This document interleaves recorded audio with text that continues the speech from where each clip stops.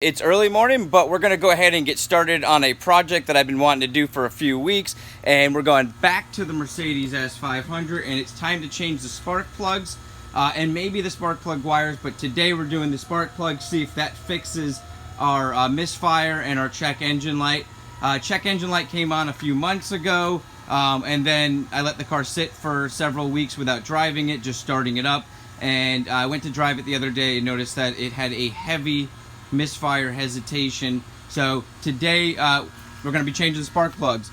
Couple of things you're going to need. Obviously, spark plugs. Make sure you get really good ones, factory ones. The Bosch Platinums are the ones that it calls for as a factory replacement, and that is the ones that should have been in the vehicle. So these ones here are number 6726. Those are specifically for this vehicle. They're not that expensive. I think I paid about 30 bucks for all 8 of them. There's 8 on the S500. It is a V8. And very easy job to do for those that are looking to DIY it. The tools you'll need is a nice heavy duty socket wrench. And you're going to need an extension, probably bigger than this. I just put 2 together just to get the job started today. But I'm going to run down and grab myself a longer extension because I can't find mine. You're going to need a Phillips head screwdriver, and that doesn't need to be heavy duty because it's just taking off the plastic cover, which I've already done. And then you're going to need a 5/8 inch spark plug socket. And the spark plug socket's going to be a little different because it's got a rubber grommet on the inside, and that grabs the spark plug, so when you're unbolting it, you're keeping it straight as well as be able to pull the socket, or the the spark plug right out with the socket. And so that's going to grip right on it, and I'll kind of show you here how that works. So if you have your when you put your socket on, you're going to feel it kind of snap in there, and it grips it, and as you can see, that's not even in there right, and your spark plug is going to stay. So you want to make sure you get one of those instead of just using a standard socket. So now that we got those, also you want to get some gloves as you're working on the vehicle. The first thing you're going to do is pop off your air box. So let's go ahead. I'm going to set up and show you guys that. Alrighty guys, so to pop off your air box, it's actually very simple. You're going to, first you're going to basically loosen up these pipes here, and they just loosen up down here. And this will slide right out. So now once you got that loosened, you can actually loosen it up from there and take the pipe off. Same thing on this side. I'm actually going to loosen it up from this part first. Either side, actually down there first and then pull off. Either way, whatever, just wiggle it off. They come off very easy. They're flexible tubing. That's going to leave you with this top air box as well as this front clip. If you want to, you can pull this front clip off. It just snaps onto that main box with a couple clips right here over the little hoses that stick out there. So real simple, so I'll set that off to the side right now. And then really it's just wiggling this air box. So you just wiggle it and pull up. I kind of loosened mine up before I started. And you pull it off to the side.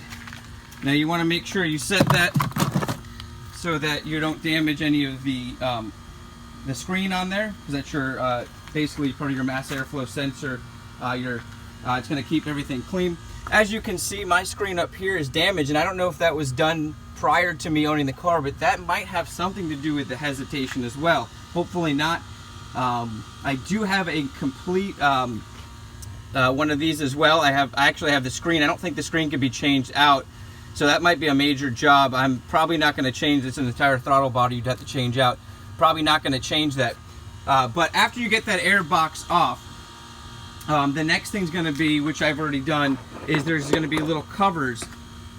Let's see if I can slide it back in there real quick. Basically, there's going to be little covers like that, and they have little plastic Phillips heads. That's where you're going to grab your Phillips head screwdriver. You're going to basically twist those off. Make sure you set those plastic pieces off where you can get to them, and then you're going to slide that piece off and set it off to the side.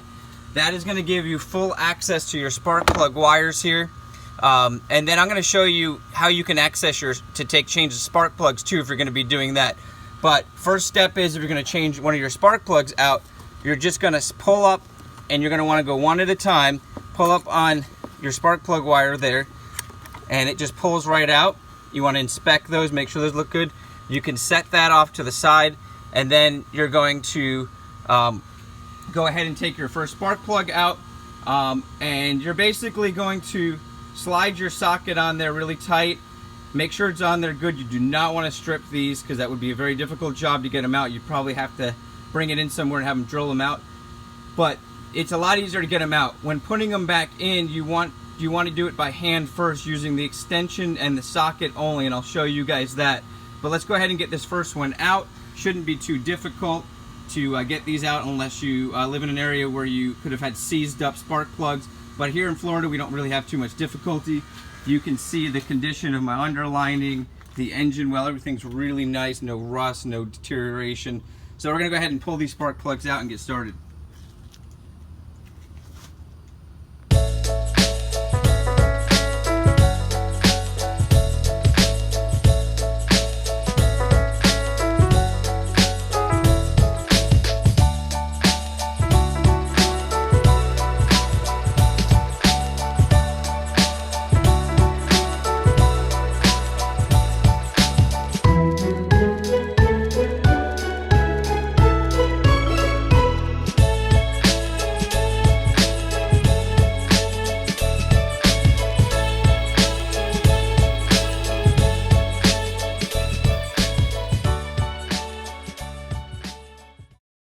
Got the air box back on.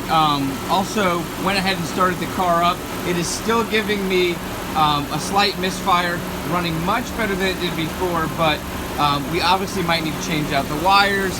And then you've also got your ignitions over here that we can change out. So we're going to start with the wires and go from there and see if that's what's causing this. Also might run a diagnostics on it because it is throwing a check engine. Did want to show you that one of the spark plugs I did take out was pretty bad. It had some buildup in between the washer there, and it looked very charred on the end part. So once again, I hope this video helps you guys out. Did not fix my issue completely, but it's a very common issue. Also very, it's a regular maintenance item, so very easy to do, DIY. Save you, this is a 3-hour job according to Mercedes, and that's what they quoted me over at Velocity. They said if it takes less, they're not going to charge me that. It took me about 45 minutes of total time of taking out and putting back in. Once again, I'm Peter. You guys have a great day. This is the W140 Mercedes.